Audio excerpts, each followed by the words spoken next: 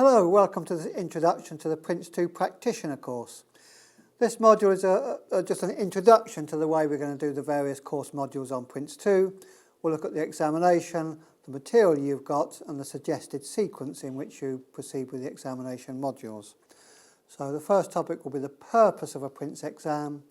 We'll then look at the material you've been given as hard copy, why you've been given it, and just check that you've got everything that you should have.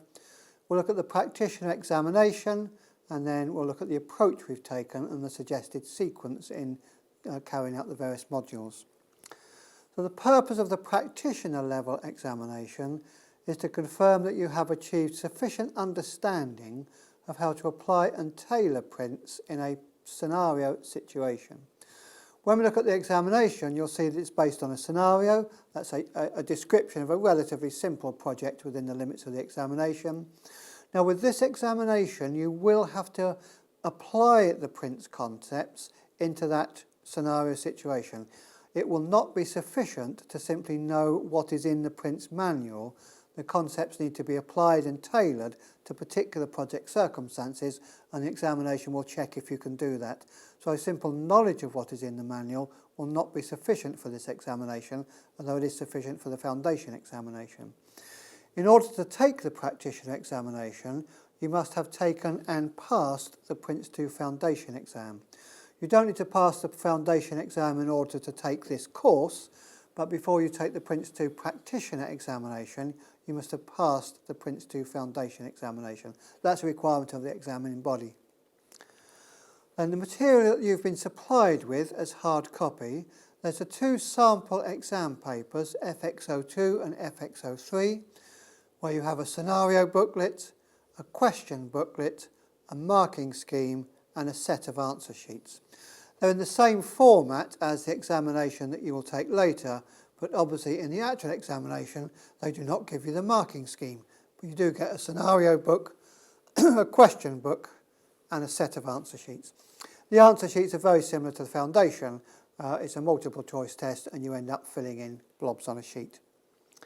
You've also been given an A3 diagram, a colour diagram of the PRINCE2 processes. We've also supplied that as two A4 pages to print off if you have trouble printing off the A3 size. You've got a summary of the PRINCE2 process model that you might like to reference on some parts of the course module, and we've given you a suggested sequence in which you should study the different PRINCE modules. The PRINCE2 practitioner examination is an objective test. It's rather more complicated than the foundation exam. The foundation examination is always a choice of 1 from 4, a fairly straightforward form of exam. There's a number of different question styles on the practitioner exam, so it's not quite as simple as that, but you end up filling in boxes on an answer sheet, so it is an objective test. There's 8 questions on the examination paper, and for each question, within the question, there are 10 question items. So 8 questions, each with 10 question items, gives you a total of 80 questions on the examination paper.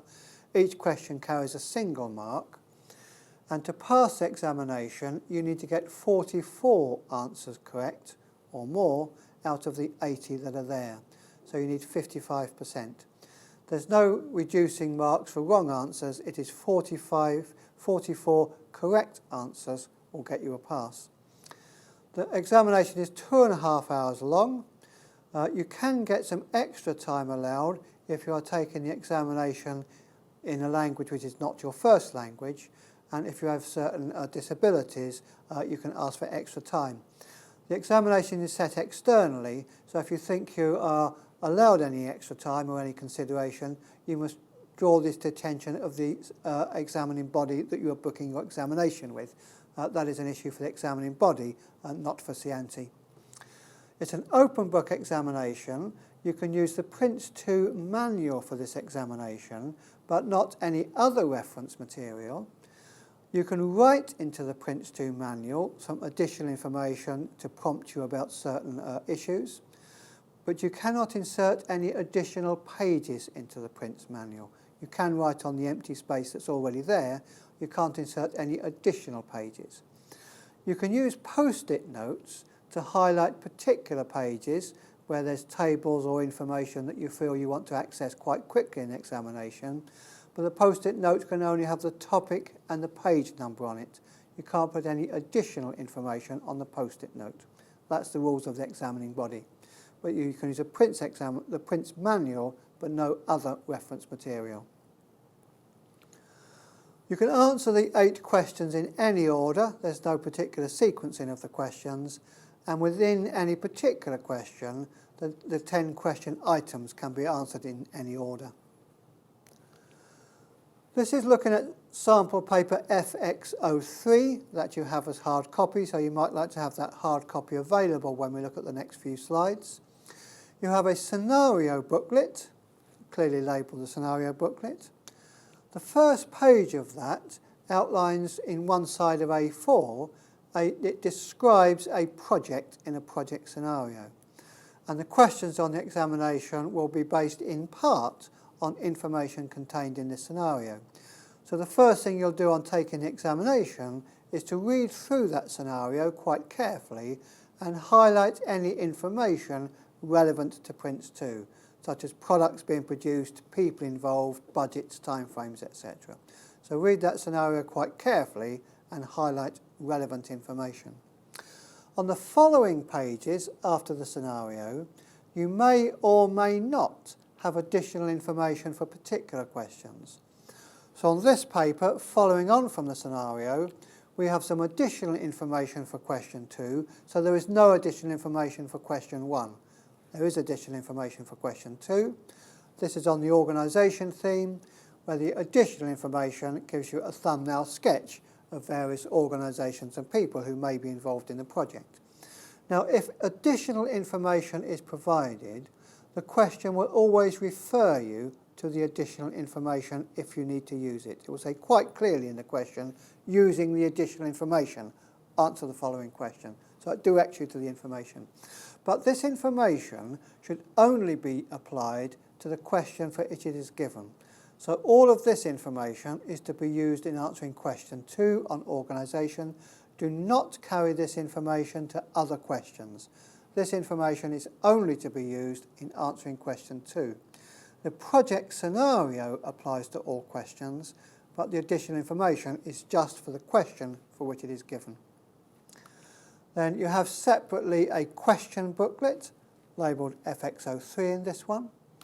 The first page of the question booklet will outline the topics which are being examined.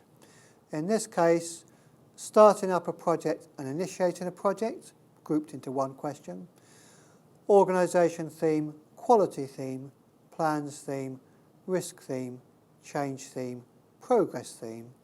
Then question 8, controlling a stage and managing product delivery, grouped together into one question.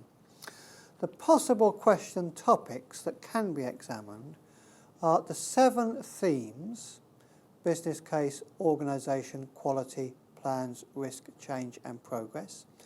And the examiners group the processes together into 3 sets of processes, always the same 3 sets: starting up a project and initiating a project, controlling a stage and managing product delivery, directing a project, managing a stage boundary and closing a project.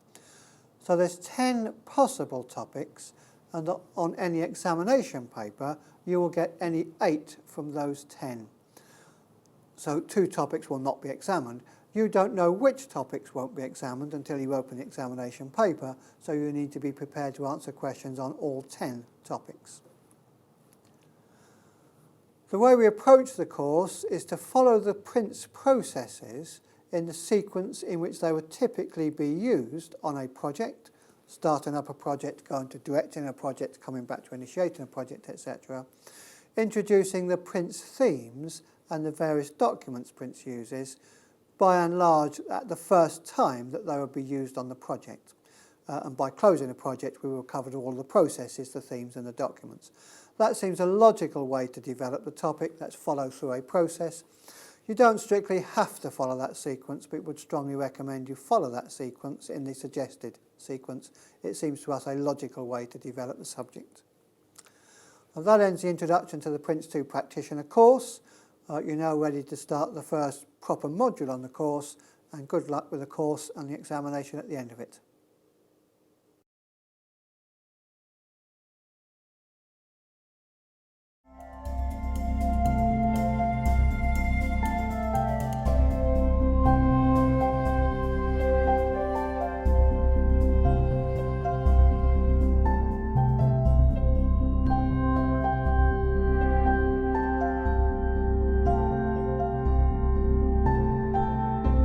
Start with new learning now.